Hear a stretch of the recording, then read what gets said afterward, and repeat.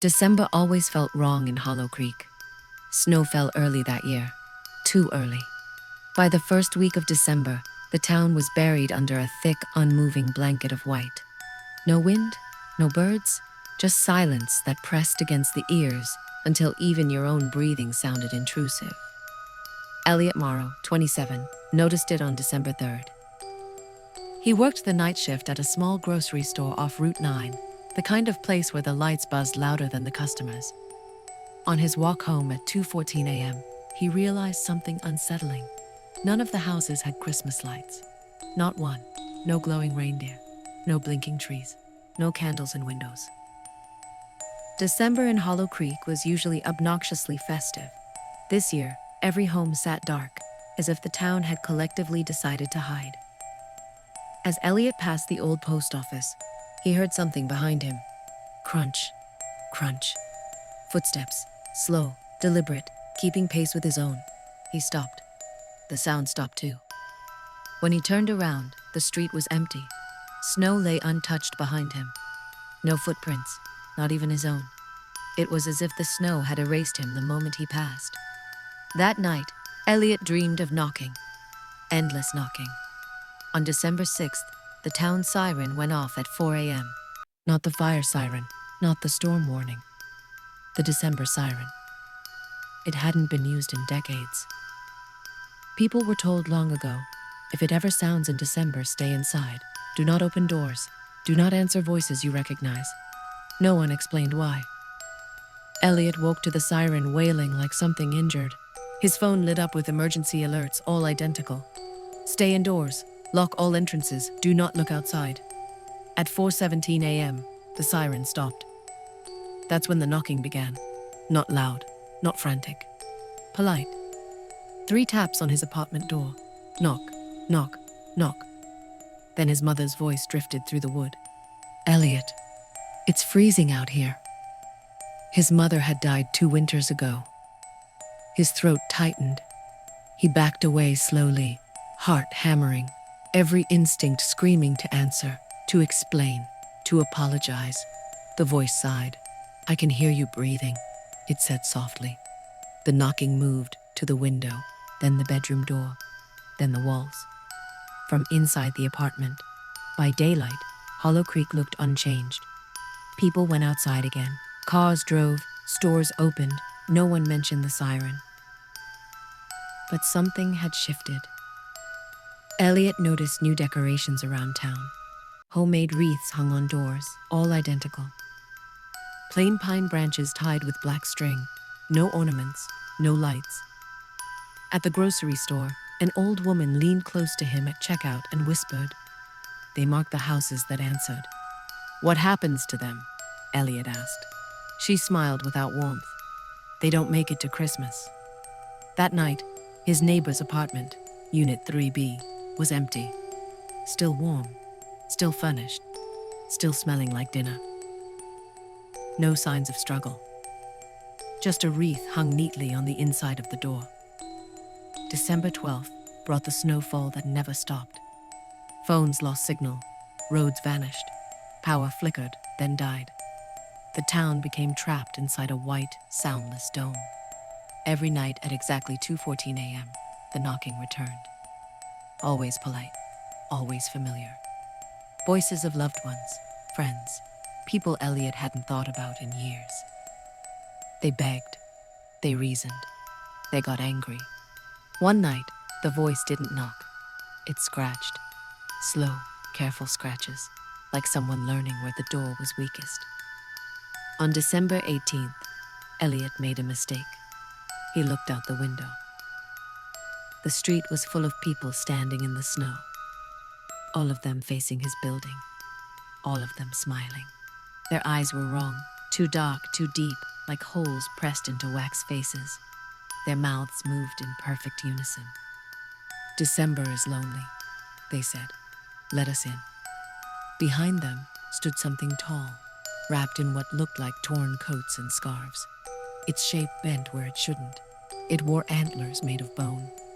And it was watching Elliot specifically. That night, a wreath appeared on his door. From the inside, December 24th arrived without dawn. The sky stayed black. Elliot barricaded himself in the bathroom, the only room without windows. The knocking came earlier than usual, harder this time, impatient. The voices stopped pretending. "We gave you time," they hissed. Wood splintered. Hinges screamed. As the door began to bow inward, Elliot noticed something carved into the floor beneath him. Old words, scratched deep into the tile. "December takes what is left unmourned." Elliot finally understood. The town didn't decorate because December wasn't something to celebrate. It was something to survive. The knocking stopped. Silence returned. When the door opened, there was no one there. Just snow drifting in and a wreath placed gently at his feet. On December 26th, rescue crews reached Hollow Creek. They found the town empty, houses warm, tables set for Christmas dinner, wreaths on every door. Every calendar stopped on December 24th. In one apartment bathroom, they found a phone on the floor, recording audio. The last sound was quiet knocking, polite, patient.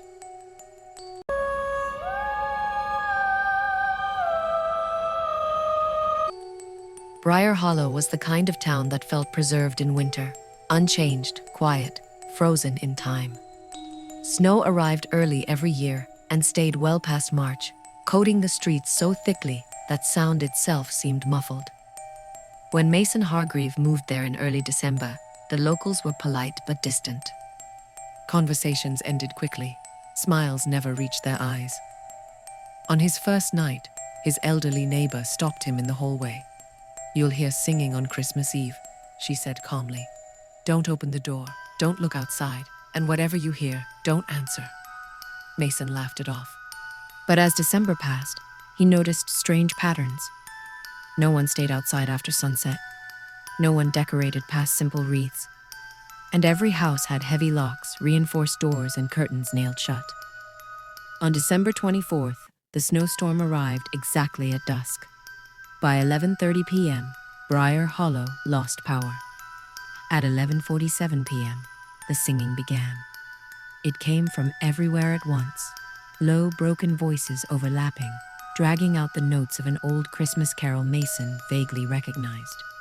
The melody bent unnaturally, as if the singers didn't understand joy, only the shape of it.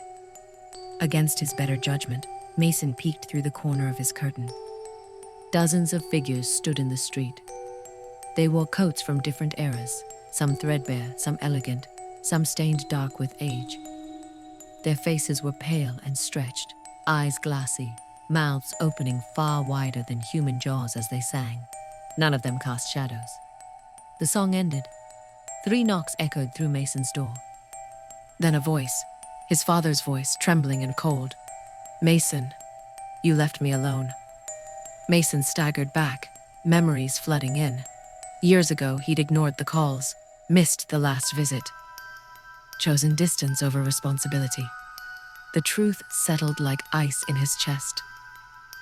The carol started again, louder, angrier. The walls creaked. Frost crawled across the floor toward him. Suddenly, the singing stopped. The street emptied. Silence. Morning came. Mason's neighbors found his door wide open, snow drifting inside. No signs of struggle. No footprints leaving the house. Only a faint humming still echoing in the air. Every Christmas Eve since, the carol grows louder, and one more voice joins the choir.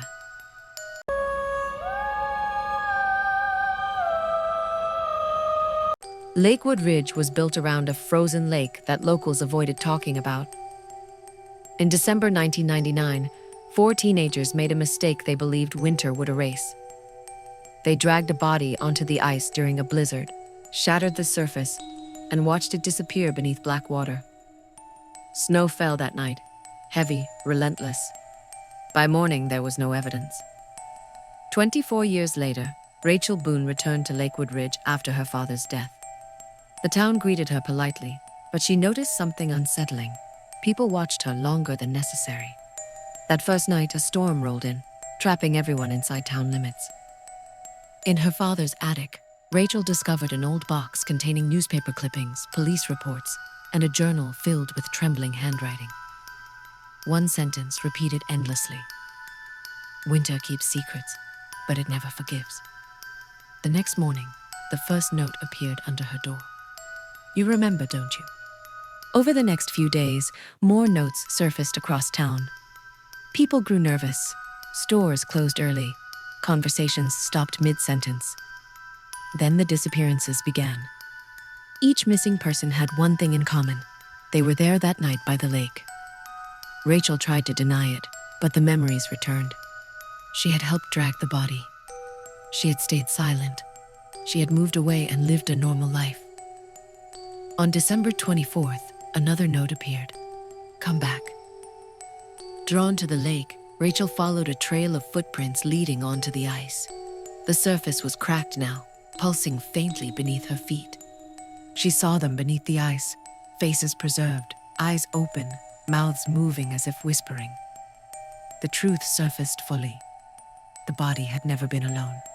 The ice gave way. When spring arrived, the lake was smooth again. No bodies were recovered. Lakewood Ridge lost several residents that winter, but no one filed missing reports. The town finally felt quiet, as if the snow had finished correcting what was hidden.